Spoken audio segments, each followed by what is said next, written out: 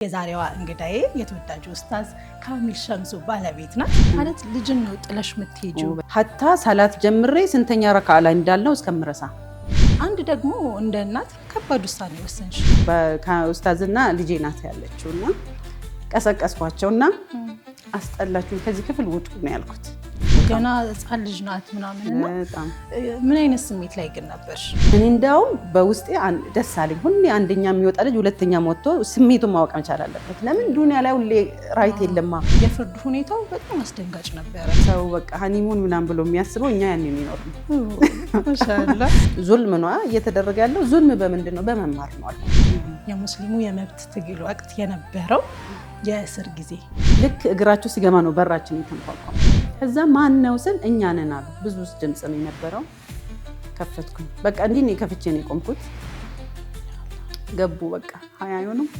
ከፍርዱ ሂደት በኋላ ያለው 2008 ለኔ በጣም ልዩ አመት ነው ትያለሽ።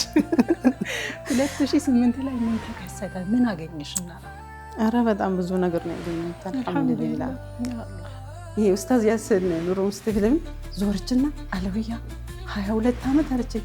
አዎ 18 አመት ነው የቀራችሁ፣ ዞሪ 3 አመት ታስሯል አልኳት። አንቺ አህመድ የት ሄዶ ነው ከ22 እና ከ18 የሚቀረው? እሱ የት ሄዶ ነው አልኳት። እንዲረሱት ራሱ ብርታት እየሆንሻቸው ነበር። በጣም ኧረ ወላሂ በጣም አረብ ሀገር የሚያስጉዝ አንድ ውሳኔ ወሰንሽ።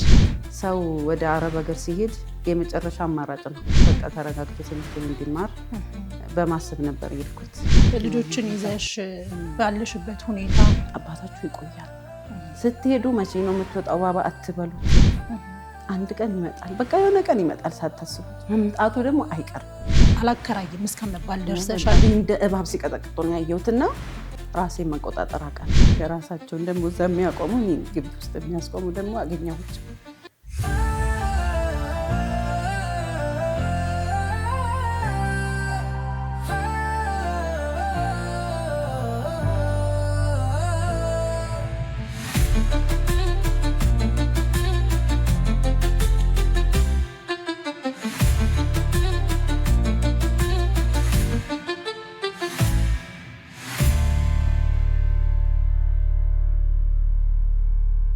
ሰላም አለይኩም ወራህመቱላሂ ወበረካቱ። ውድና የተከበራችሁ ተመልካቾቻችን እናትነት ሰዓቱን ጠብቆ ወደ እናንተ መድረሱን ጀምሯል። እንግዲህ በተለያዩ መልኩ ሀሳብ አስተያየታችሁን የምታደርሱን ተመልካቾቻችን እጅግ አድርገን እናመሰግናችኋለን።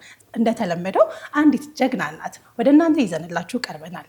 እንግዳችንን ተዋውቀን ከመምጣታችን በፊት ዘወትር በአለባበስ በኩል አጋራችን የሆነችው ሳንታ ሂጃብ ናት። ሳንታ ሂጃብን እጅግ አድርገን እናመሰግናለን። ሳንታ ሂጃብን ቤተል ወደ አደባባዩ ስትሄዱ ከኢስታንቡል ፕላዛ አጠገብ ታገኟታላችሁ። እናመሰግናታለን። ውድና የተከበራችሁ ተመልካቾቻችን እንግዳችንን ተዋውቀን እንመጣለን።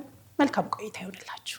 ትውልድና እድገቷ ኤልባቡር ዞን አሌዲዱ ወረዳ ድልደቦሩ ቀበሌ ማህበር ነው። አንደኛ ደረጃ ትምህርቷን የተማረችው እዛው አሌዲዱ፣ ሁለተኛ ደረጃ ትምህርቷን ደግሞ ጎሬ ሁለተኛ ደረጃ ትምህርት ቤት የተከታተለች ሲሆን አወሊያ ኮሌጅ እና ኢማን ኢስላሚክ አሶሲሽን ጨምሮ የተለያዩ ተቋማት የዲን ትምህርቶችን ተከታትላለች። በዚህ ሰዓት አሜሪካ በሚገኘው በሚኒሶታ ዩኒቨርሲቲ በኢስላሚክ ስተዲ የ3ኛ ዓመት የዲግሪ ተማሪ ነች። በእናትነት ጉዟ በገጠማት ውጣ ውረዶች ሳትበገር በተለይ በድምጻችን ይሰማ በሙስሊሙ የትግል ወቅት የባለቤቷን ማለትም የኡስታዝ ካሚል ሸምሱ እስር የሚፈጥረውን የተለያዩ መሰናክሎች በጀግንነት አልፋ ለልጆቿም ሆነ በዙሪያዋ ላሉ እህቶች የብርታት ተምሳሌት ሆናለች። በትምህርት ዙሪያ ማንኛውም መስዋዕትነት መከፈል አለበት ብላ የምታምነዋ የዛሬዋ እንግዳዬ ዳኢያ አለውያ አብድሰላም ባለትዳር የ2 ወንዶችና የ4 ሴት ልጆች እናትም ናት።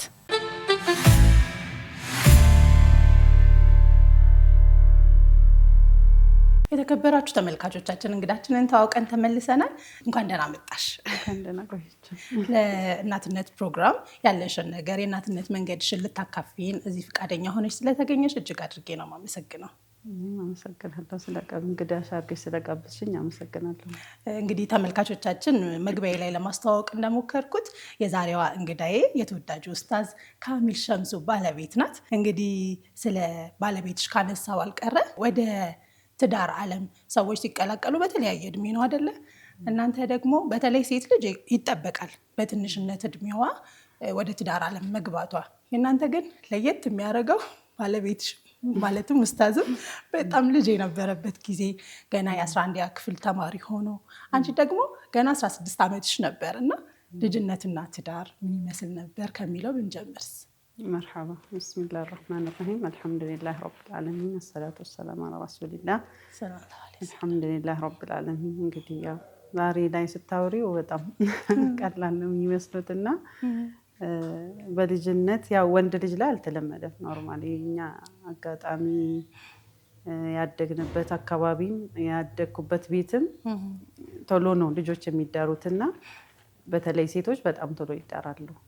እኛ ጋር ኖርማል ሊሆን ይችላልን፣ በወንድ በኩል ግን ያው ትንሽ እንደዚህ ፈጠን ብሎ አልተለመደም። በተለይ እኛ የተጋባንበት ጊዜ ላይ ማለት ነው። አሁን እንኳን ማሻአላ ልጆች አሁን ቶሎ ቶሎ ማግባት ጀምረዋል ወንዶቹ። በዚህን ጊዜ ዘመን እኮ በጣም ያገባሉ። በእኛ ጊዜ ግን ትንሽ ወንድ ላይ አልተለመደም። የእድሜ ጋፑ ሰፋ ያለ ነበር። ያው እንግዲህ ልጆች ሆነን ነው የተጋባ ነው። አልሐምዱሊላህ ያው ዩኒፎርም ለብሰው የሚሄድ ባል ማለት ነው። ስታስቢው በጣም ከባድ ነው። አልሐምዱሊላህ ግን ያው እሱ በልጅነቱ ራሱን ችሎ መኖሩ፣ በልጅነቱ ከቤተሰብ መውጣቱ፣ ይሄ ብዙ ሰፈር ማድረጉ፣ ዕልም ፍለጋ ያደረገው ጉዞ አለ በጣም በሳል እንዲሆን አድርጎታል። ኖርማሊ እድሜው 22 ዓመት ቢሆንም በጣም 30ዎቹ ውስጥ ያሉ አይነት አስተሳሰብ ነው የነበረው እና በዛን ጊዜ ራሱ ያ ይመስለኛል አብረን እንድንቆይም ያደረገው እንጂ እንደ ልጅነታችን ከባድ ነው የሚሆነው የነበረው ማለት ነው። እንዴት ነበር ግን የነበረው? ልጅነትሽ አላስቸገረሽም ነበረ? ቤትስ እንዴት ፈቅደው ሰጡ? እሱን ነገር ምስኪን እኛ ቤት 15 ዓመት 16 ዓመት ኖርማል ነው። እኔ የመጨረሻ ልጅ ነኝ ለእናቴ። ብዙ እህቶች ያግብተዋል ከኔ በፊትና በ13 ዓመት ታጭታ በ16 ያገባች እህቴ ያለች፣ ግን 3 ዓመት ምናምን ጠብቋታል። ግን የእኛ ትንሽ ለየት የሚያደርገው ምንድን ነው? እኔም የመሰለኝ ቤተሰብም የመሰለው ንካህ ተደርጎ የሚቆይ ማለት ተለምዷል። እኛ ቤት 3 ዓመት 4 ዓመት ንካህ ታሰርና ንካህ ይደረጋል። ግን በቃ ድኮል አይደረግም፣ ይጠብቃል። እንደዛ ነበር የመሰላቸው። እሱ ግን ንካህ ከታሰረ በኋላ ትቻታል ሂድም ነው ያላቸው እና በጣም ነው የደነገጡት። ሀቂቃ ማን ነው ቤት ማለት አልተለመደም። በዛ እድሜ ታገባለች ብሎ ሳይሆን ብዙ ሰውም ያስቸግራቸው ስለነበረ ብዙ ሰውም ይመጣ ስለነበረ አልሐምዱሊላህ ደግሞ አባቴ አላህ ይርሐማቸው ምንም መስፈርታቸው ዲንና ዲን የነበረው እና የሚፈልጉት መስፈርት የሚያሟላን የነበረው እሱ በዛን ሰዓትና ምንም እንትን አላሉም፣ አላንገራገሩም። እሳቸው ይሰግዳል፣ መስጊድ ይሄዳል። መስጊድ ሲሄድ ታዩታላችሁ። ምንም ነገር ሌላ ነገር ጠይቆ አያውቁም አባቴ፣ ሁሉም ሲዳሩ ማለት ነው። እና እሱ ደግሞ ሐፊዝ ነው በዛን ሰዓት ማሻአላህ፣ ጥሩ የዲን ግንዛቤ ያለው ነው። በቃ ለየት ያለ ልጅ ነው የነበረውና አለመስጠት አይችሉም ነበር። ግን ትንሽ በቃ በጣም የደነገጡት መጨረሻ ላይ ይዣት ሄዳለሁ ስል ነው በጣም የደነገጡት እንጂ ሌላው ኖርማል ነው ልልሽ ነው። እኛ ጋር አሁን በተለይ እንደኛ ቤት ሁሉም ቶሎ ቶሎ ነው ያገቡት። በጣም ጥሩ። እንግዲህ ወደ ትዳር ዓለም ከተገባ ከዛ ደግሞ የሚከተለው እናትነት የሚባል ዓለም ነው አይደል? እውነት ነው። በዛ ሰዓት ደግሞ አጋጣሚ ሆኖ የመጀመሪያ ልጅሽን እንዳረገሽ ኡስታዝ ወደ ዩኒቨርሲቲ መጓዝ ነበረበት። ከዛ መቀሌ ዩኒቨርሲቲ ደረሰው። ምን ነበር የተፈጠረው? የነበረሽ ስሜት ምን ይመስል ነበር? እስኪ ንገሪኝ። ሱብሃንአላህ በጣም የሚገርመው መማር እንዳለበት እኔ አምናለሁ። እኔ በትምህርት አልደራደርም። ሀቂቃ ማንም ሰው መማር አለበት ብዬ አምናለሁ እና እንደ ትምህርትም የሚያስደስተኝ ነገር የለም። እኔ አሁን በምንድን ነው የምትቀኙ ብትይኝ በጣም በተማረ ሰው በቃ ምቀናፊ በቃ እንደሱ በተማርኩ ብዬ የምመኘው ዕልምን ነው። ስለዚህ ተቃዋሚ አልነበርኩም። ኖርማሊ ያው ሲያገባም በቃ የልጅ ውጤት አመጣም አሁን ትዳር ውስጥ ገብቷል ብዙ ነገር ነው የተባለው እና ሀቂቃ እኔ በጣም መማር ስለሚወድ እንዲማር በጣም አግዘው ነበር እና ሀታ ማትሪክ ልደርስ 3 ወር ሲቀረው ጓደኞቹ ነበሩ 3 ሆነው እነሱም ከቤተሰባቸው ወጥቶ እሱም ከኛ ወጥቶ ቤት ተከራይተው የሚያጠኑበት ተጨባጭ ነው የነበረው። ለማትሪክ በጣም ዝግጅት አድርገዋል። በጣም ያነብ ነበረ። ግን ምንድነው ውጤት እንደሚመጣ እርግጠኛ ነበርን። ሱብሃንአላህ ውጤት አያመጣም ምናምን የሚል ሸክ አልነበረንም። ውጤት እንደሚያመጣ እርግጠኛ ነበርኩኝ እኔ። ከዛ ውጤት ስመጣ ግን እኔ እርጉዝ ነበርኩኝ። የመጀመሪያ ልጄን ኦልሞስት 5 ወር አካባቢ ነበርኩኝና ለማንኛውም ዩኒቨርሲቲም ሊሄድ ስለሚችል ዚያራ ቤተሰብ ጋር እንሂድ፣ እሱም የኔም ቤተሰቦች ክፍለ ሀገር ስለሆኑ ቤተሰቦቻችን ዘይርን እንምጣ ብለን በሄድንበት ነው ምደባ የወጣው። ክፍለ ሀገር ነበርን አጋጣሚ። ያው እንዳሁኑ በሚዲያ አይደለም በጋዜጣ ነው የሚወጣው እና ከዛ ጋዜጣ ላይ አይቶ ጓደኞቹ ደወሉለት። እንዲህ መቀሌ ነው የደረሰ፣ እንዴት ነው የምታደርገው ምናምን አሉ። መቶም ነበሩ ጀማዓዎች፣ የሱ የድሮ የመስጊድ ጀማዓዎች ምናምን ነበሩ። ተጨነቁ በጣም እንዴት እንንገራት፣ አሁን እሷ እርጉዝ ናት፣ መቀሌ ነው የደረሰ፣ ከሷ እንዴት ነው የሚሆነው እና እንዴት ብለን እንንገራት ብሎ በጣም ተጨነቁና መንገድ ላይ ነበር የሰሙት። ለካ የሆነ ቤት ሄደን እንንገራት ምናምን ብሎ የሆነ ቤት ይዞኝ ሄዱ። ማለት የሆነ ሐረካት ነገር። እኔ ደግሞ በጣም ከተፈጥሮዬ ሊነግሩኝ፣ እኔ በጣም ቀጥታ ነኝ። እኔ እንዲህ ሆነ እንዲህ ትምስስ ያለ ነገር አይገባኝም በተፈጥሮዬ ማለት ነው። እና ምንድነው የተፈጠረው ብዬ እንትን ስል ያው እንግዲህ ያለው ልንነግርሽ ፈርተን ነው። ያው ካምል መማር እንዳለበት ታምኛለሽ አይደል? አዎ መቀሌ ነው የደረሰው፣ ግን ያስቀይራል። ወዲያውኑ መቀሌ ነው የደረሰው፣ አይ ያስቀይራል። ወዴት ነው የሚያስቀይር? እዛው ሂዶ ነው የሚማረው ያልኩኝ እኔ። እንዴ አላህ እኔ ያለሁበትን ሁኔታ አቅም እንዴ እርጉዝ መሆኔን ያውቃል። ወደ ውስጥ ልጅ እንዲገባ ያደረገው እሱ ነው፣ እንድንጋባ ያደረገው እሱ ነው። ብዙ ሀገር እያለ መቀሌ የመረጠበት አላህ የራሱ ሂክማ አለው። ስለዚህ ለማስቀየር እንዳትሞክረው፣ ሂደህ ትማራለህ ነው ያልኩት። ምንም አልሐምዱሊላህ በቃ መቀሌ እንደደረሰ የምንፈልገው ነገር ነበር። ዩኒቨርሲቲ መሄድ ነው እንትኑ ህልሙ የነበረው፣ ዩኒቨርሲቲ ገብቶ መማር ነው። እና አላህ ደግሞ ሲያሳካው ሀገር ቀይር ቦታ ቀይር ማለት ያለብን አይመስለኝም ሀቂቃና አልሐምዱሊላህ። እኔ እዛው በጣም ጥንካሬ የሚጠይቅ ነገር ይመስለኛል። በጣም ማለት እርግዝና በራሱ እንክብካቤ የምትፈልጊበት የኔን ስሜት ብቻ ስሙኝ የምትይበት ጊዜ እንደመሆኑ አልተቸገርሽም። ግን ማለት እንደዚህ እንኳን ለማለት ከዛስ በኋላ የተፈጠረው ነገር ምን ይመስል ነበር? እስኪ ያው እኔ ሀቂቃ ይሄ እንትን ላይ በጣም አልሐምዱሊላህ ይሄ አላህ ውሳኔዎችን ለመቀበል አልቸገርም። ብዙ ጊዜ ከአላህ ከመጣ የሆነ ነገር ያውቃል። በቃ እሱ እኛን የሚያውቀን እሱ ነው። ፊታችን ከኋላችን የሚመቸንን የሚሆነንን የሚያውቀው እሱን የሚለው ነገር በጣም አልሐምዱሊላህ ከልጅነታችን በጣም ስለተሰራብን ይሄ ቀደር አላህ ያለው ነገር ነው የሚሆነው፣ አላህ ካለ ይሆናል የሚለውን ነገር በደንብ ነው። እና በቃ ለምን አላህ እያወቀ ነው ያደረገውና አልሐምዱሊላህ። ያው ሲጀመር እኮ ተማሪ ስታገቢ እኮ ቻሌንጅ እንደሚኖረው እያሰብሽ ነው። እንኳን ተማሪ ማግብተሽ አርግዘሽም ሌላ ሀገርም ሄዶ ብዙ ውጣ ውረዶች እንደሚኖሩ ይጠበቃል። ግን ያው ብዙ ጊዜ እዚህ ፊት ለፊትሽ ላይ ያለውን ብቻ የምታስቢ ከሆነ አላማሽ እዚህ ቅርብ ከሆነ እንደ ሰው በጣም ይከፋል፣ በጣም ይሰማሻል። በጣም ተስፋ የሚያስቆርጡ ነገሮች ሊኖሩ ይችላሉ። ግን ረጅም ከሆነ መንገድሽ አርቀሽ ሆነ የምታስቢው የወደፊቱን ስኬት ከሆነ የምታስቢው ግን ቻሌንጅ ማለፍ ግድ ነው ብለሽ ታስቢያለሽ ማለት ነው። በጣም ጥሩ። እንግዲህ እሱ ወደ ዩኒቨርሲቲ ሄደ፣ አንቺ ደግሞ እዚህ ሆነሽ ቤተሰብም ደግሞ በቅርብ የለም። አዲስ አበባ ነው ያለሽው፣ የአንቺ ቤተሰቦች ክፍለ ሀገር ናቸው። እርግዝና ጊዜሽ ምን ይመስል ነበረ? ከዛ ደግሞ ወለድሽ፣ የነበረው ሁኔታ ምን ይመስል ነበር? የከፋ ነገር ወይም ደግሞ በእርግዝና በዚህ ጊዜ እንደዚህ ነገር አሳለፍኩት የምትይው ነገር የለም? ኧረ በጣም አለኝ። እኔ ኖርማሊ እርግዝናዬ በጣም ከባድ ከሚባሉት እርግዝና ነው። ከባድ ስልሽ 4 ወር በቃ ምንም መቆም አልችልም፣ መብላት መጠጣት አልችልም። አብዛኛውን ሐኪም ቤት ነው የማሳልፈው። ያው የሚከታተሉኝ ዶክተሮች በደንብ ያውቃሉና በጣም ከባድ አስቸጋሪ የሚባል አይነት እርግዝና ነው። እኔ እርግዝናና መጀመሪያ ራሱ እርጉዝ መሆኔን በቃ ቦሚት ሲጀምረኝ ነው ያወቅኩት። እኔ ደግሞ የሚገርምሽ ነገር እርጉዝ ካልሆንኩ አስመልሶኝ አያውቅም። በቃ እኔ ቦሚት ካለ እርግዝና አለ ማለት ነው። ትልቁ ምልክቴ እሱ ነው። እና አላቀውም፣ ስሜቱን አላቅም። እርግዝና እንደዚህ ምንም መረጃ የለኝም። የሚገርምሽ ነገር መረጃ እንኳን አልነበረንም። ወላ እኔም አልነበረኝም፣ እሱም አያውቅም። በቃ እርግዝና እንደዚህ እንደሚያደርግ ምንም መረጃ የለንም።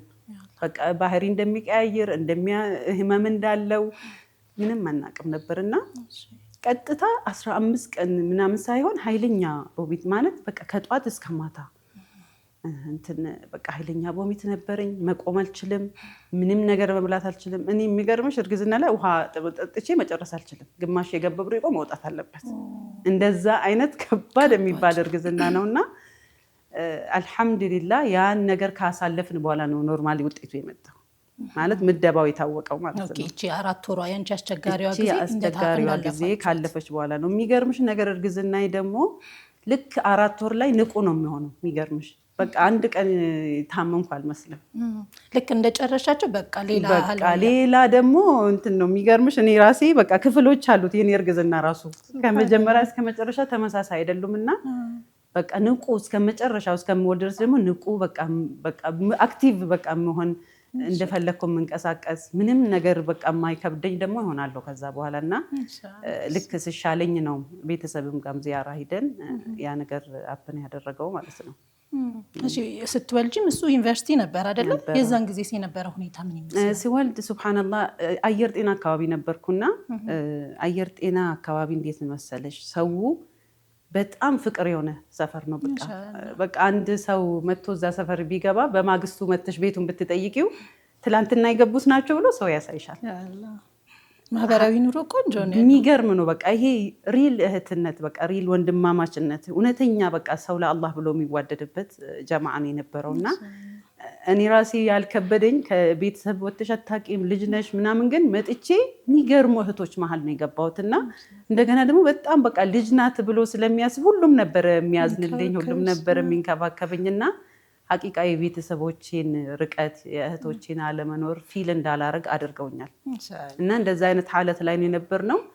እንዳሁኑ አይደለም፣ ጥቂት ሰው ነው መኪና ራሱ ያለው። በቃ እነከሌ ስልክ በስልክ ደረጃ የቤት ስልክ ያላቸው 3-4 ቤት ነው በሰፈር ደረጃ ማለት ነው። እና በቃ ስልክ ከፈለግሽ የሆነ ቦታ ተጠርተሽ ምናምን ሂደሽ ነው መኪና ያሉ ሰዎች እሱ ሲሄድ ለሁሉም በቃ ምስቴ እርጉዝ ናት እኔ እየሄድኩኝ ነው ላላለው ሰው የለም ማለት ነው። ለሰፈር ሰው በሙሉ በቃ አማና ምናምን ስላላቸው ሁሉም ሰው ቼክ ያደርገኝ ነበር። እና አካባቢው የነበሩ ጀማዓዎች መስጊዱ አካባቢ ደስ የሚል ነው። አንሳር መስጊድ ሁሉም ያለበት ነው። በቃ ዒልም አለ፣ በጣም ይሄ ማህበራዊ አለ። ስትጠፊ ምን ሆነሽ ጠፋሽ ብሎ የሚጠይቅሽ ሰው አለና እሱም ደግሞ ያው እዛው ስለሆነ ከሃይስኩል ጀምሮም እዛው መርከዝ እዛው ሀፈዘ እዛው ኢማም ሆነ። ያው እዛው አካባቢ ሰው በደንብ ያውቀዋልና በቃ እሱም ሲሄድ እኔን እንደሱ ነው የሚያዩኝ የነበሩት። እንደገና በጣም ልጆች ናቸው ስላሉን ሁሉም ሰው ያዝንልን ነበር። በቃ የማይመክረን ሰው የለም። ጥሩ እንድንሆን በቃ ትዳራችን እንዲቀጥል ሐቂቃ በጣም ብዙ ሰዎች አስተዋጽኦ አድርጓልና እህቶች በጣም የሚገራርሙ እህቶች ነበሩ ደርስ ላይ የምንገናኝና በዛ አይነት ሐለት ነው እንግዲህ እንደ ቤተሰብ ክብክብ አድርገው እንደ ቤተሰብ በጣም ነው። አሁን ሐቂቃ ስወልድም በደንብ ነው ያረሱኝ፣ በደንብ ነው የጠየቁኝ። አንድም ቀን ያለ ሰው እያላቀም የሚገርምሽና እንደዛ ሐለት ነበረ የመጀመሪያ ልጄን የወለድኳት። በጣም ቆንጆ። እንግዲህ አፍታ ረፍት መውጣት ይኖርብናል። ውድና የተከበራችሁ ተመልካቾቻችን እየተከታተላችሁ ያላችሁት የእናትነት ፕሮግራማችንን ነው። ከአፍታ ረፍት በኋላ ተመልሰን እንመጣለን። መልካም ጊዜ ይሆንላችሁ።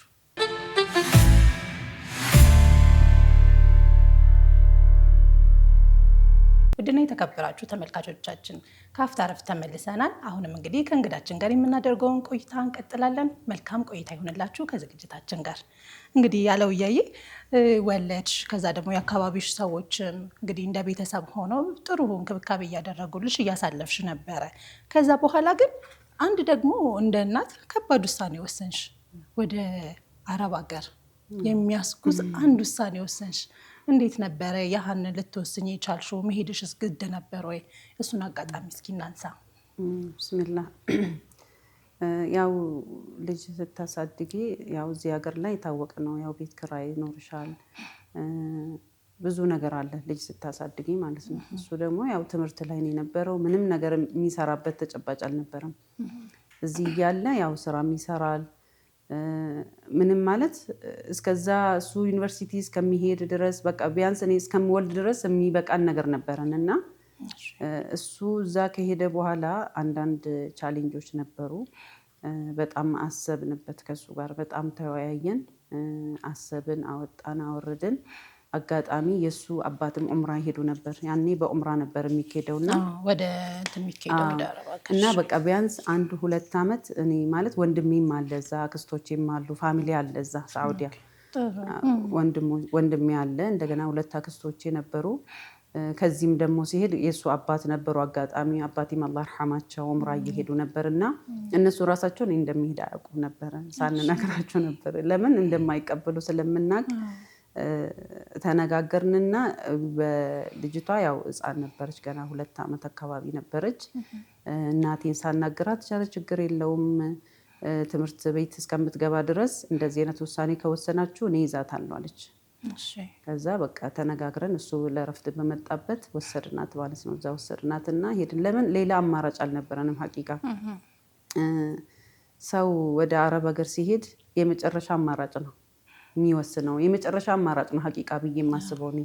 የሆነ ነገር አስበሽ አውጥተሽ አውርደሽ በቃ ምንም አማራጭ ስታጪ ነው የምትወስኙ። እና ከሌላውም ሀገር ደግሞ እዛ የመረጥኩበት ቤተሰብም ስላለ ወንድሜም እዛ ስላለ ለዛ ነው። እንደገና ደግሞ እግረ መንገድሽን ሐጅ ታረጊያለሽ፣ ዑምራ ታረጊያለሽ።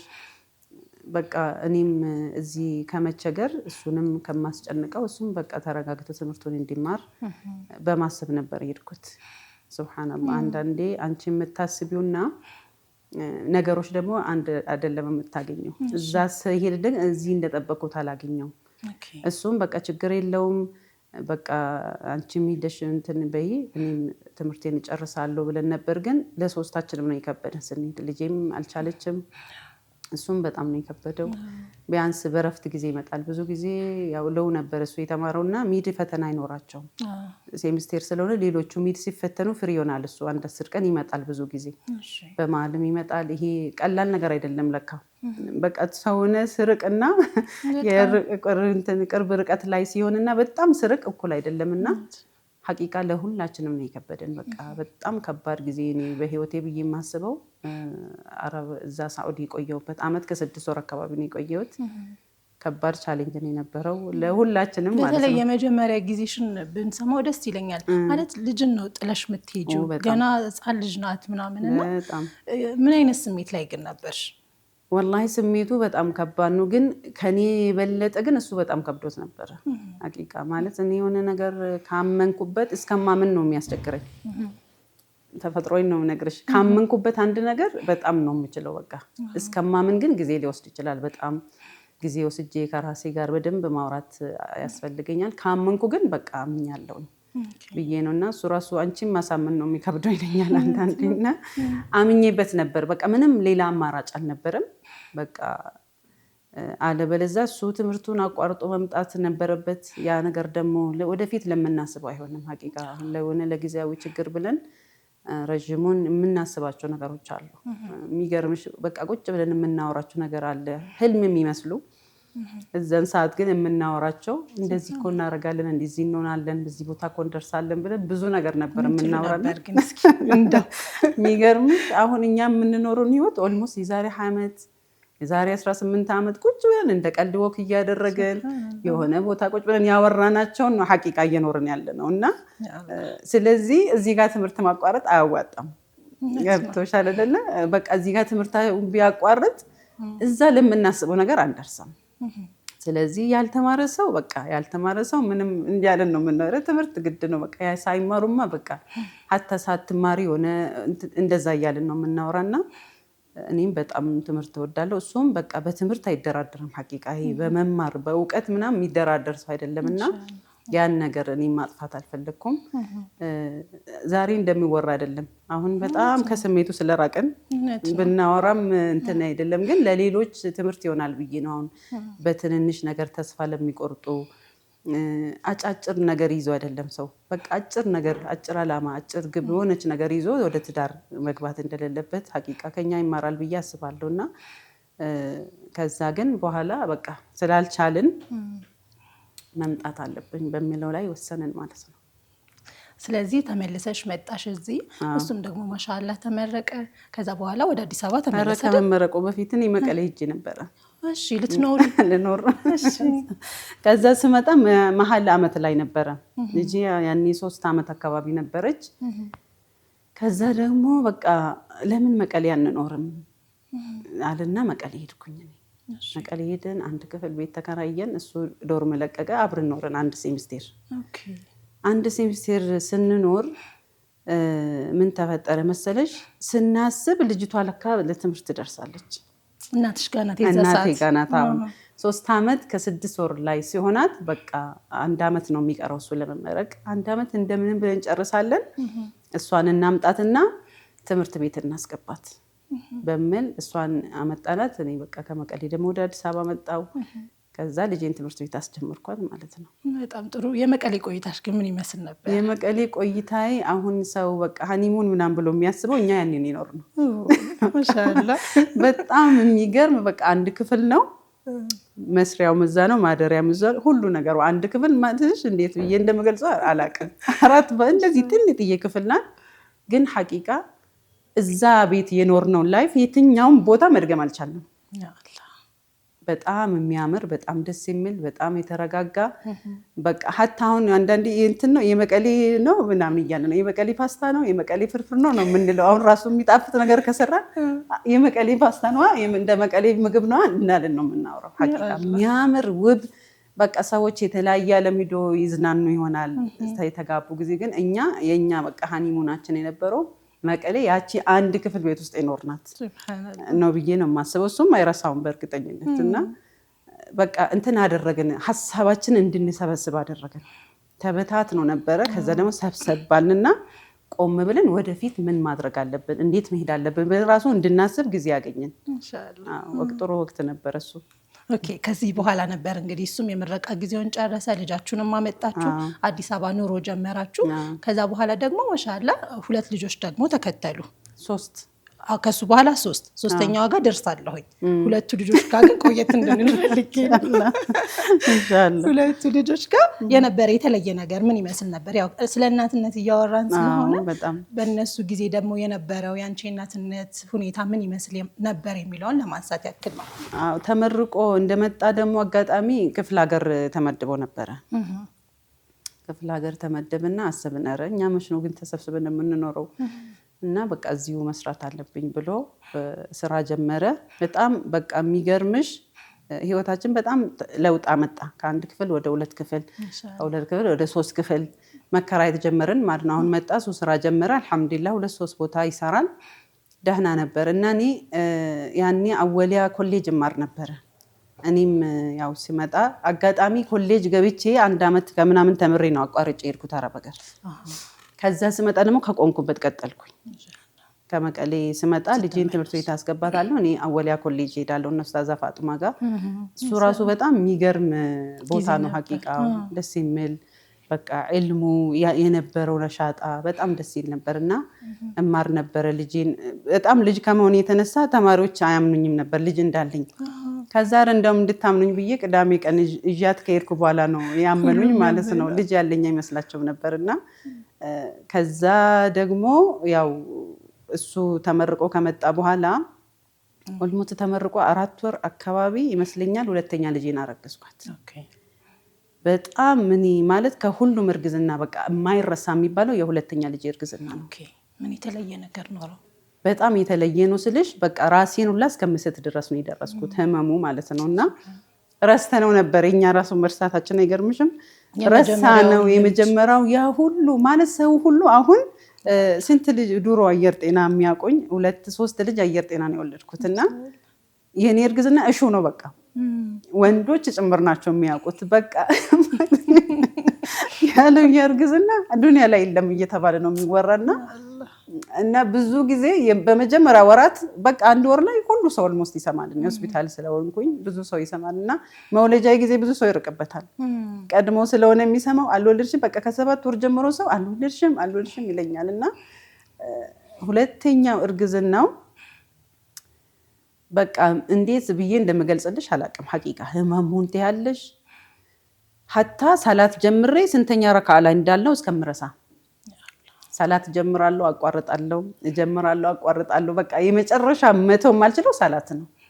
ከዛ ውጪ ማውራት አልችልም፣ መቀመጥ አልችልም። ብዙ ጊዜ በቃ ሆስፒታል 15 ቀን ተከታታይ ተኛው። ከዛ በኋላ ኧረ በቃ ምንም ከዚህ የተለየ የሚደረግላት ስለሌለ ቤት ይደረግላት አሉ።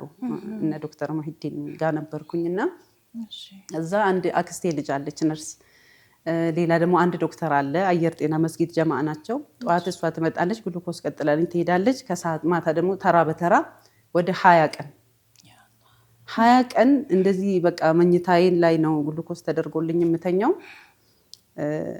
በኡስታዝና ልጄ ናት ያለችውና አንድ ቀን በጣም የማረሳው እነሱ እንደዚህ አንጥፈው ይተኛሉ መሬት ላይ። እኔ ተኝቻለሁ። ለሊት 8 ሰዓት ቀን ስል አስጠሉኝ። ሳያቸው አስጠሉኝ። ቀሰቀስኳቸውና አስጠላችሁኝ፣ ከዚህ ክፍል ውጡ ነው ያልኩት። ማውራት ስለማልችል ይሄን ማውራት የራሱ ገርሞታል። እሱ ችግር የለውም ብሎ የተኛች ልጅ አንስቶ ሳሎን ሂዶ ነው የተኙትና ይሄን ያክል ነበረ። በቃ ምንም መግለጽ አልችልም፣ ምግብ መብላት አልችልም፣ መቆም አልችልም፣ ምንም ነው የማልችለውና አንዳንድ መጥቶ ጠይቆኝ የሄዱ ሰዎችን አላስታውሳቸውም። የእርግዝና በሽታ ሀቂቃ አይመስልም፣ የእርግዝና በሽታ አይመስልምና ተስፋ ቆረጥን። በቃ በጣም ማለት ጊዜው ረዘመ፣ 3 ወር ምናምን ሆነ። እኔ አቃተኝ ምንም በቃ። ከዛ አማከረ በቃ ልጅቷ ልትሞት ነውና ምን ይሻላል ምናምን ስል ሀቂቃ ትንሽ ጊዜውን የቀረው ታገሱ አለ ዶክተር ሙሂዲን፣ አላህ ኸይር ጀዛውን ይክፈለው።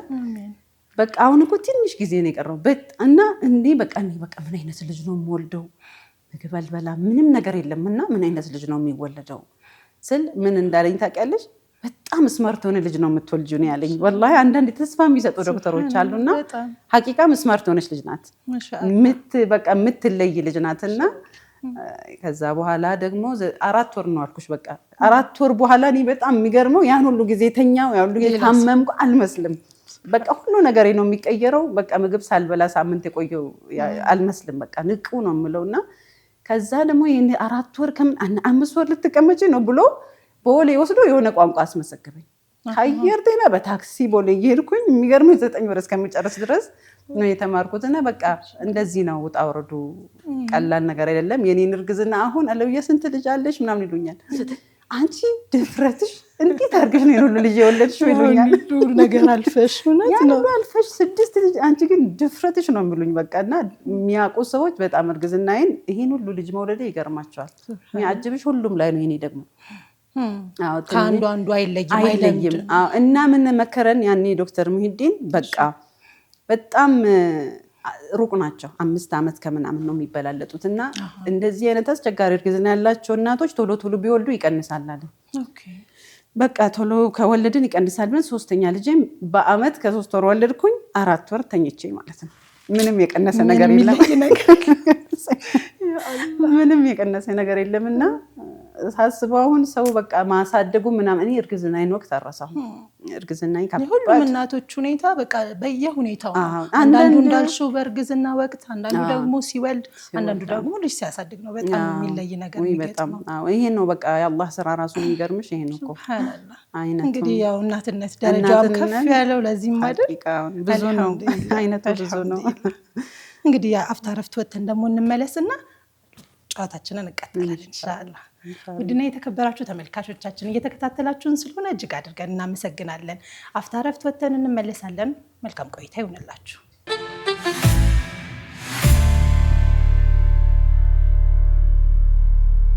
የተከበራችሁ ተመልካቾቻችን እናትነትን እየተከታተላችሁ ትገኛላችሁ። ከአፍታ ረፍት ተመልሰናል። እንግዲህ ከአለውያ ጋር ቆንጆ ቆይታ እያደረግን ነው። እንዴት አገኘሽው ግን ይሄንን የእናትነት መድረክ? የእናትነት መድረክ ሀቂቃ ያው በጣም ደስ ይላል። ስለ እናትነት የሆነ በአንድ መድረክ ምናምን ተወርቶ የሚያልቅ አይደለም። እናትነት ያው የሚኖር ህይወት ነው። ተክተሽ የምታልፊው ነገር ነው። ከሞትሽ በኋላም የሚወራ ነው። ስለ እናትነት ቢጻፍም ቢዘከርም መቼም የሚያልቅ አይደለም። እውነት ነው። የሚያልቅ አይደለም። እንግዲህ አሁን እነዚህን አስቸጋሪ ጊዜዎች ባለበትም በሌለበትም ሁኔታ የተለያዩ የእናትነት ውጣ ውረዶችን እያሳለፍሽ ነበር። ከአላህ ጋር ጥንክር ብለሽ እያለፍሽ ነበር። አሁን ደግሞ ከባዱ ጊዜ ደረሰ። ወደ መቀሌ ኡስታዝን ስትሸኙ ፈቅደሽ የወደፊት ፊውቸራችሁን ወይም ደግሞ ወደፊት የምታስቡትን ህይወት ለመኖር ግዴታ መሄድ ስለነበረበት ወስነሽ ወደሽ ነበር የላክሽው የተለየሽው። አሁን ደግሞ ሳትፈልጊ በግዳጅ የመለያያ ጊዜ መጣ። የሙስሊሙ የመብት ትግል ወቅት የነበረው የእስር ጊዜ፣ ያን ጊዜ ደግሞ እንደዚሁ ነፍሰ ጡር ነበር። በጣም ከባድ ጊዜ ይመስለኛል። ነገሮቹም የመጡት እኔ በማረግዝበት ጊዜ መሆናቸው ራሱ ይገርመኛል። አጆሽን ከፍ ሊያደርገው ሲፈልጋል። እንዴት ነበር እስኪ ያን ጊዜ የነበረው ሁኔታ? እሱን ነገር ወላሂ የነበረው ሁኔታ እነሱ ያው የአወሊያ የድምጻችን ይሰማ ሲጀመር ያው አወሊያ ላይ ነው የጀመረውና ሲጀመር እኔ 4 ወር አካባቢ ነበርኩኝ። ቀርቼ አላቅም። የሚገርምሽ እስከምወልድ ድረስ ቀርቼ አላቅም። በየሳምንቱ ሲደረግ ተቃውሞ ላይ ሄድ ነበር። ለምን ያው ሁሉንም የሚመለከት ነው ሀቂቃ። ያኔ የገባው ሰው የምትታዩ አይነት አልነበርም እና እኔ የሚሄድ ነበር። እንደዛ ራሱ ሰው ሁሉ አንቺ ልጅ እዚህ እንዳትወልጂ እስከምባል ድረስ ነበር የሚሄድ የነበረው። እሱ በጠዋት ነው የሚወጣው። እኔ ግን ቀስ ብዬም በታክሲም ቢሆን አንድ ጎረቤት የነበረች ኡስታዝ ነዒማ እኔና እሱ አብረን እንሄዳለን። ብዙ ጊዜ መኪና ትይዛለች፣ ይዛኝ ትሄድ ነበርና ከዛ ግን ከወለድኩኝ በኋላ ያው እንግዲህ በጣም ቢዚ ናቸው ስልሽ ሀቂቃ እኔ በምንም ቃል መግለጽ አልችልም። ያኔ የነበረውን ምንም አልነበሩም። ምን ስሉ ነበር አንዴ የሰማሁት እሱና አቡበክር ረሄ ሳምንቱ ቀናት ምን አለበት 10 በሆነ 7 ቀን ብቻ መሆኑ አልበቃንም ብለው ነበር። እየደረሰባቸው ነው። ምን አለበት 10 ቀን በሆነ ሳምንቱ ቀናት ስሉ በጣም ነው የገረመኝና ቢዚ ነው የነበሩት። ያኔም አብሮኝ ነበር ነው እንጂ አለ የለም እስከምትዩ ድረስ ሀቂቃ አልነበረም። ቢዚ ነበር በጣም። ከዛ ያው ወልጄ እንግዲህ ገና 2 ወር ከ15 ቀን አካባቢ ስትሆን ነው የታሰረው። አራስ ነበርኩኝ፣ ኦልሞስት አራስ ነበርኩኝ። ግን እኔ ይሄ እንቅስቃሴው 8 ወር አካባቢ አይደል የታሰሩት ተጀምሮ እኮ ወደ 8 ወር አካባቢ ነውና 4 ወር 5 ወር ሲደርስ እርግጠኛ ነበርኩ እንደሚታሰር። ሁኔታው በቃ ወደዛ ነው እየገፋ የነበረውና እንዳው ምን አልኩት፣ ያው አንተ ትታሰራለህ አልኩት። እኔ እርግጠኛ ነኝ አንተ ትታሰራለህ፣ እኔ አላህ ሰብር ይስጠኝ ነው ያልኩት። መታሰር አይቀርም ብዬ እንዳውም ልጄ እኔ 6 ወር ልጆቼን ጡት ነው የማጠባው። ልጄ እስከ 6 ወር ልጆቼን ጡት ብቻ ነው የማጠባው። ግን እሷን ግን ልክ 45 ቀን ምናምን ስትሆን ወተት ገዝቼ ጡጦ ውስጥ ለምንድን ነው አንተ ያው መታሰር ስለማይቀር እቺ ልጅ ትጎዳለች እና ካሁኑ ላለማመዳት ብዬ ነው። ራሴን ከሆነ እያሳመንኩ ነው አልኩት። እኔ አልኩሽ ራስን ካሳመንኩ እኔ ምንም አይከብደኝም ሀቂቃ። ግን እኔ ድንገት የሚፈጠር ነገር ነው የሚከብደኝ፣ ያላሰብኩበት ነገር ያላመንኩበት ነገር ሲሆን ነው እንጂ የሆነ ቀድመሽ ራሴን ካዘጋጀውኝ አልሐምዱሊላህ አቅሌ ይህንን የመቀበል እንትን አለውና ያው መታሰር ስለማይቀር እቺ ልጅ ትጎዳለች እና 6 ወር ቁጭ ብዬ የማጥባት እድል ያለኝ አልመሰለኝም። ሁኔታው ወደዛ እየሄደ ነው አልኩት። በቃ እንዳልኩትም አልቀረም፣ ታሰሩ። የነበረው ሁኔታ ምን ይመስል ነበር? ስራቸው በጣም ከባድ ነው። ስራቸው በጣም ከባድ ነው። ኖርማል እስር አልነበረም። ገብቶሻል አይደለ? ይሄ በቃ አንድ ሰው ታሰረ ያለበትን ቦታ ታውቂያለሽ፣ ሄደሽ ትጠይቂዋለሽ። በቃ ይታሰራል። አንድ ሰው የታሰረበት ምክንያት ይታወቃል ወይ ይፈረድበታል። ይህን ዓመት ይታሰራል ብለሽ ትጠብቂያለሽ። የእነሱ ግን ያሉበትን ቦታ ማግኘት ራሱ ከባድ ነው የነበረው። የገቡበት ቦታ ራሱ ለማወቅ ሳምንታት ነው የፈጀው። እንደገና እኛ ቤት የተፈተሸበት ሐለት ራሱ አጋጣሚ ሆኖ ሐሙስ ማታ ነው የገቡት። ጁምዓ ነበር ረመዳን የገባው። አወር ረመዳን ነው የመጀመሪያው የረመዳን ሌሊት ነው። ኢሻ ልክ አዛን ስል እኔ ከባህሪ ምንድነው በቃ አዛን ስል ቶሎ ሰግዳለሁ ሰላት እና ልጆቹንም በጊዜ ነው ማስተኛቸው።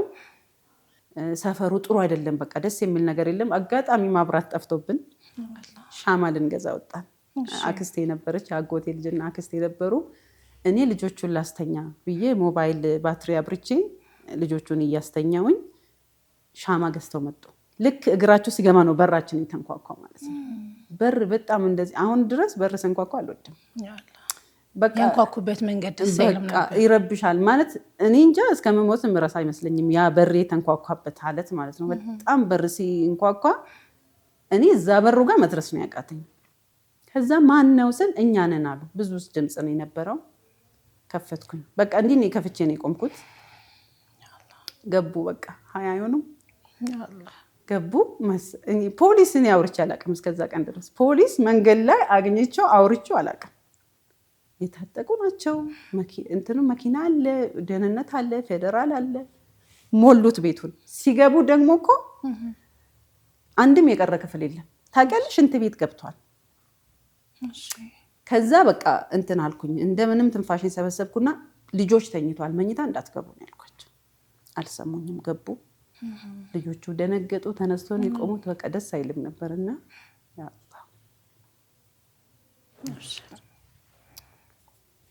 አልሐምዱሊላህ እንኳን አለፈ።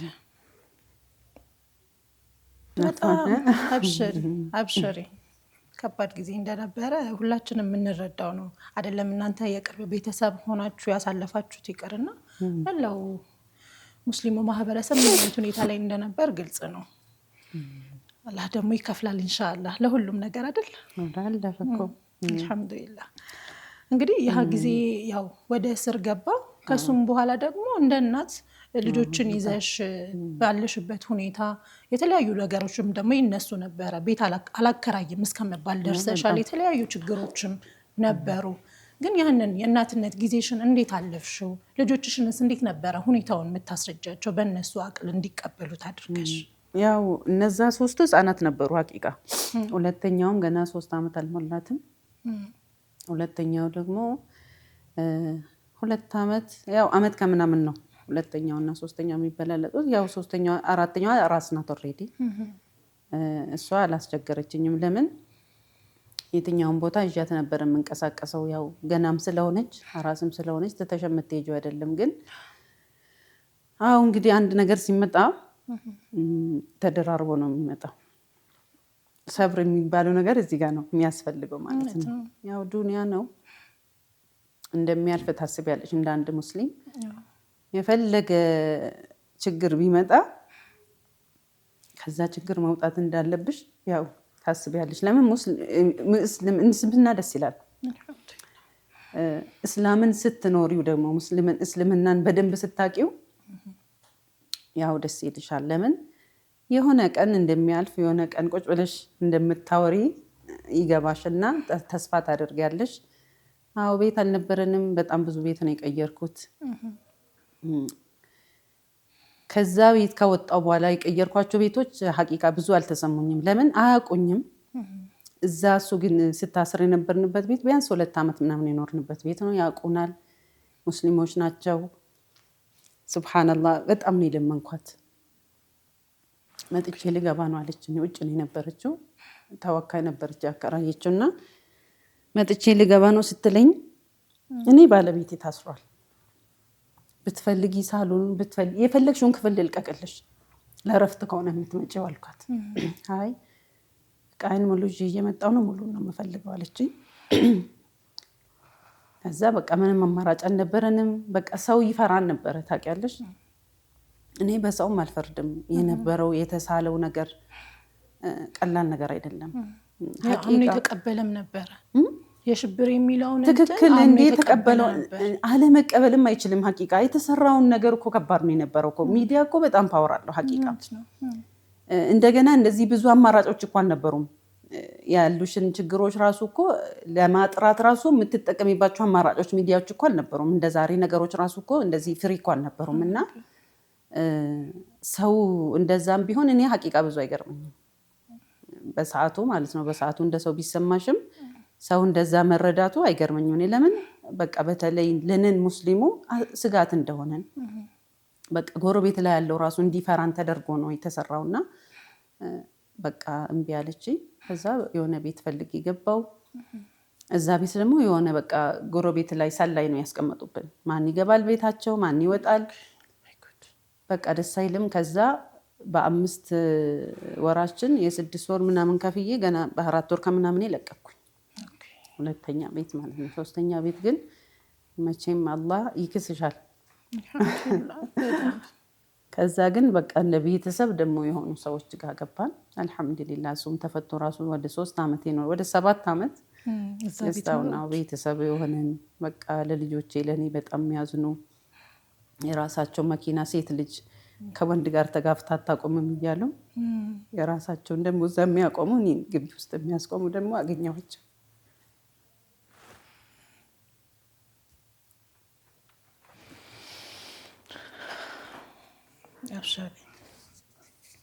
አልሐምዱሊላህ ሁለቱንም አይነት ሰዎች እዛው እያሳየን ነበር አይደል? አልሐምዱሊላህ።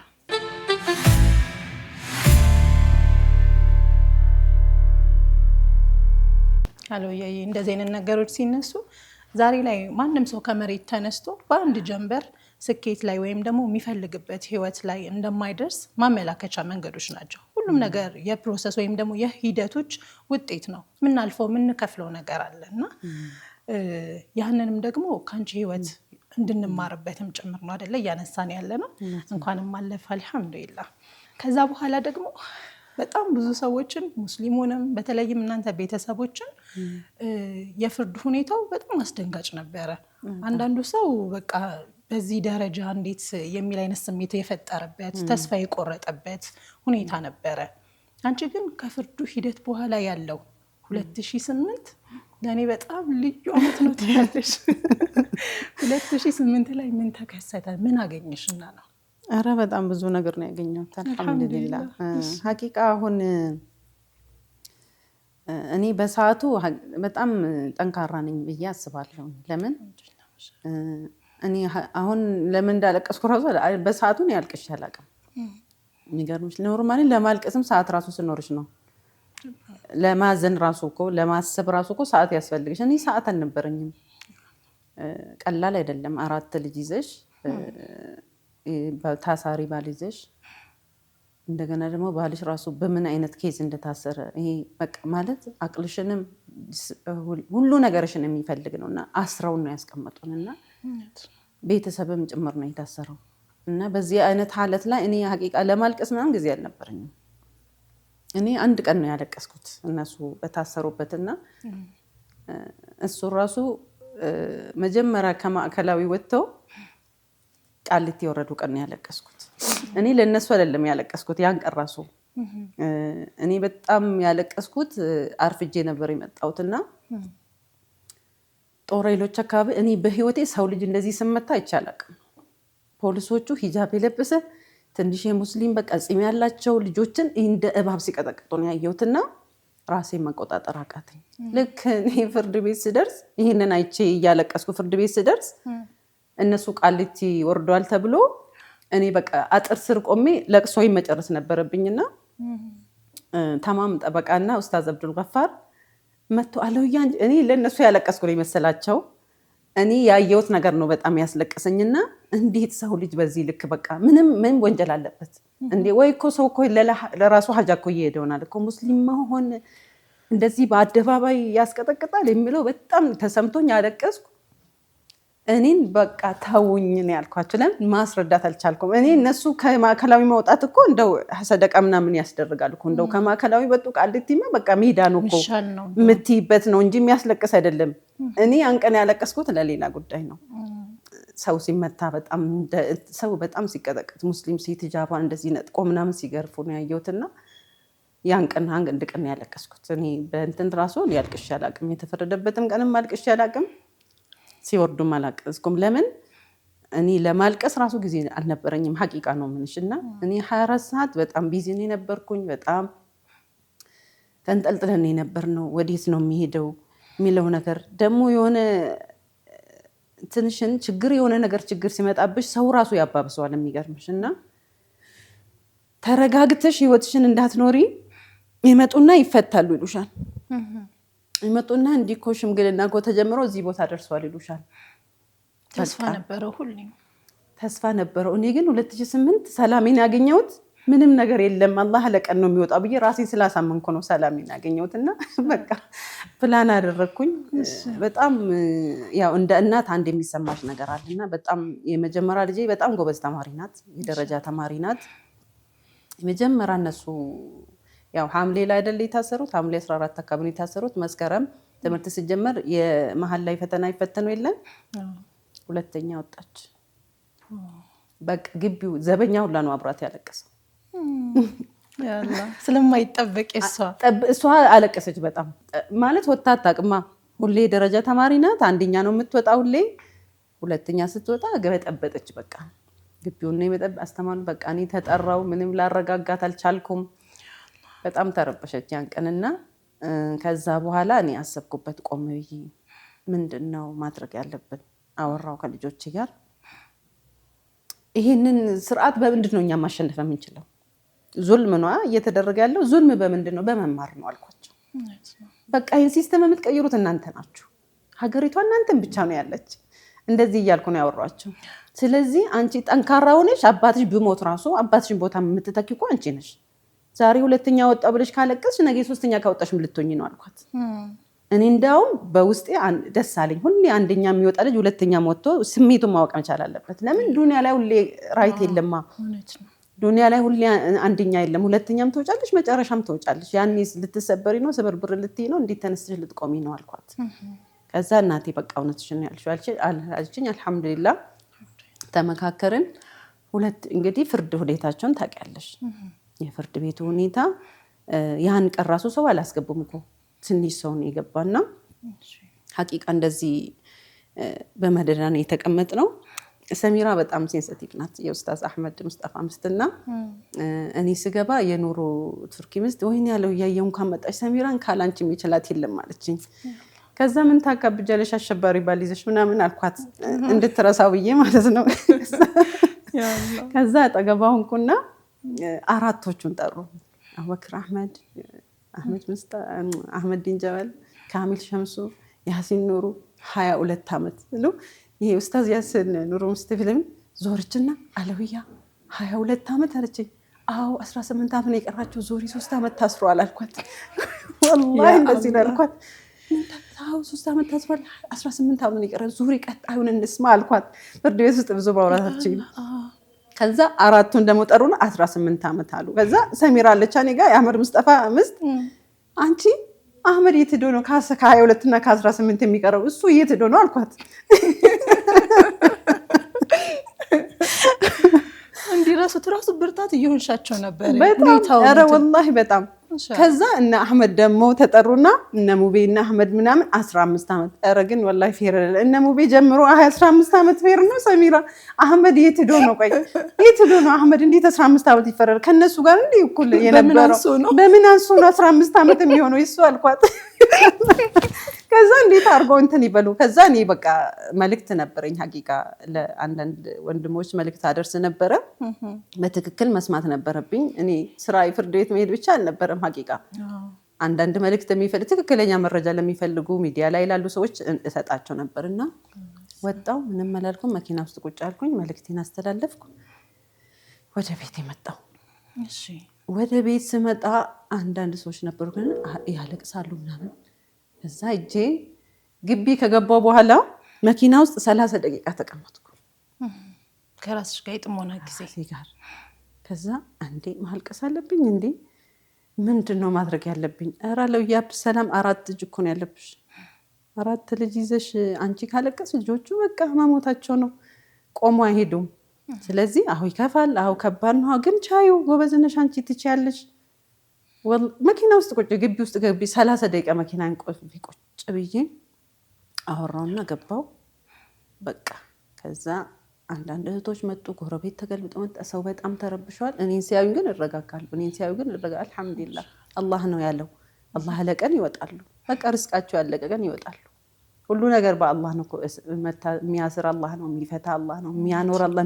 ማን አለ ከሱ ውጭ? የለም እኮ ዓለም በሙሉ ቢሄዱ እሱ አይደል ያደረገው? ልጆች እንዳላችሁ ያውቃል፣ ቤተሰብ እንዳላችሁ ያውቃል። ያመጣበትን ምክንያት እኔ ሊያልገብ እሱ የሚያውቀው ምክንያት አለው። በቃ ስለዚህ ልጆቹን ማታ ቁጭ አድርጌ ነገርኳቸው። አባታችሁ ይቆያል፣ ስትሄዱ መቼ ነው የምትወጣው ባባ አትበሉት። አንድ ቀን ይመጣል፣ በቃ የሆነ ቀን ይመጣል ሳታስቡት። መምጣቱ ደግሞ አይቀርም። አድጋችሁ ሊሆን ይችላል፣ ሳታድጉ ሊሆን ይችላል፣ ኤሌመንተሪ እያላችሁ ዩኒቨርሲቲ፣ የሆነ ግን ይመጣል። ነገ ጥሩ ቀን ነው፣ አላህ ነው የሚያውቀው። ሐቂቃ እኔ በተፈጥሮ ጨለምተኛ አይደለሁም። ነገ ለኔ ብርሃን ነው። ነገ የተሻለ ቀን ነው። ነገ የሚያምር ቀን ነው። ሁሌ ነው የምለው ለራሴ ነገ የተሻለ ሲያመኝ ነገ ድናለሁ፣ ሳጣ ነገ ያገኛለሁ። ነገ ውብ ቀን ነው። አላህ እንደ ሁስነ ዘኒ አብዲ ነው ካለውና በመልካም ጠርጥሩኝ ይሰጣቸዋል ያለው ጌታ ነው የያዘንና አልሐምዱሊላህ። ከዛ በቃ ከልጆች ጋር አወራ በምን እየሻላ መጀመሪያ ላይ ይሄን ስርዓት በምንም ተአምር ልናሸንፈው በተማረ ኃይል ነው። ይሄ በቃ ሲስተም ነው። ሲስተም የሚቀየረው በሲስተም ነው።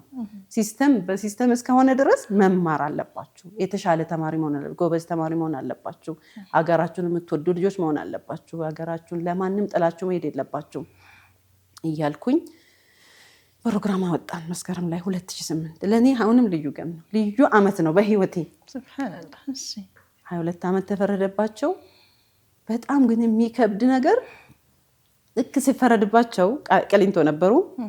ወደ ቃሊቲ ያመጧቸው። እስር ቤት ውስጥ ደግሞ ቦታ መቀየር ብትንሽ ይረብሻል።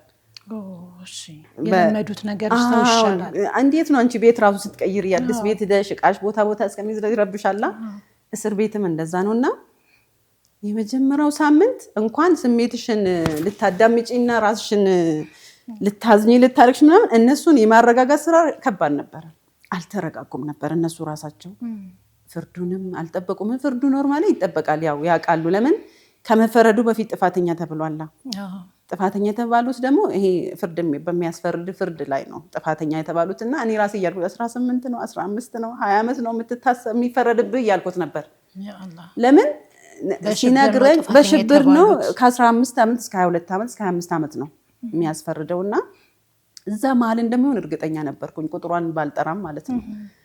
ስለዚህ ከዛ በኋላ ተፈርዶባቸው ቦታ ሲቀየሩ እነሱን ማረጋጋት ነበረብን፣ እዛ መሄድ ነበረብን። እና እኔ አንድ ማረሳው ያልኩት ነገር አለ ወላሂ ሁሌም ማለት ነው። እኔ የእስር ቤት ጉዞ ባላወራ ደስ ይለኛል።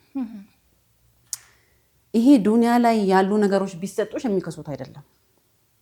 ምንም ነገር አይከሰውም ማለት ባላንስ አያደርግም።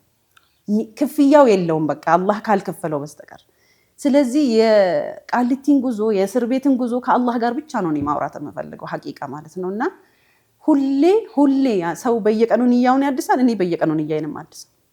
እንደው ጌታዬ ላንተ ፊት አድርግልኝ እቺን ጉዞ እያልኩ ረስቼ ወጥቼ አላውቅም። ሁሌ ከቤቴ በወጣው ቁጥር ንያዬን አድሳለሁ። እና ትፈረድባቸው ምን አልኩት መሰለሽ፣ ከአንድ 2 ቀን በኋላ በቃ ተረጋጉ፣ ቦታቸው ተቀየረ ምናምን። ይሄውልህ አልኩት 22 ዓመት ተፈረደብህ፣ አላህ ካለ ትወጣለህ። ከአንድ ወርም በኋላ ውጣ፣ ከ10 ዓመትም በኋላ ውጣ፣ ከ22 ዓመት በኋላ ውጣ። እኔ አቅሜ በሚችለው ሁሉ ከጎንክ ነኝ አልኩት፣ ከአንተ ጋር እሆናለሁ። ነገር ግን አልኩት ከዚህ ስትወጣ እኔ እኮ አለውያ የምትባል ልጅ አላቃትም ብትል ወላሂ ላይሰማኝ አልኩት። እኔ ፌል አላረግም። ይሄማ እያደረኩ ያለሁት ነገር በቃ ነገ አላህ ፊት የማስበው ነገር ነውና ምንም አይነት ውለታ ምንም አይነት ይሉንታ ምናምን እንድትይዝ እኔ አልፈልግም። በቃ አንተ ለአላህ ብለህ እስከታሰርክ ድረስ ያንተ እስከታሰርክ ድረስ እያደረክ ያለው ነው። እኔ ደግሞ የምመላለሰው ይሆናል። አላህ የሥራ ክፍፍል ሰጥቶን ይሆናል። ስለዚህ ውለታ አይደለም እየዋልኩልህ ያለሁት፣ እንደ ውለታ እንድትቆጥር አልፈልግም አልኩት። እና በቃ ከዛ በኋላ ልጆቼ ጋርም ያለውን ነገር አስተካከልኩ፣ ከሱ ጋርም ያለውን ነገር አስተካከልኩ። ግን ፕላን አደረኩኝ። ሳምንቱ ሙሉ ነበር የሚሄደው፣ 2 ቀን ቀነስኩኝ። መማር አለብኝ። ለምን ልጆች በጣም ብዙ ጥያቄ ነው ይጠይቁሽ። በተለይ እድሜያቸው ከፍ እያለ ሲሄድ ልጆቹን ማሻገር አለብሽ። ህፃናት እያሉ ይሻላሉ። ልጆች ከፍ ስሉ ብዙ ነገር ነው የሚጠይቁሽ። እውቀት ከሌለሽ የተሳሳተ ነገር ትሰጫቸዋለሽ፣ ልጆችሽንም ታሳስቻለሽ። እና ልጆች ደግሞ እንደ ወላጆቻቸው የሚያምኗቸው ሰው የላቸው።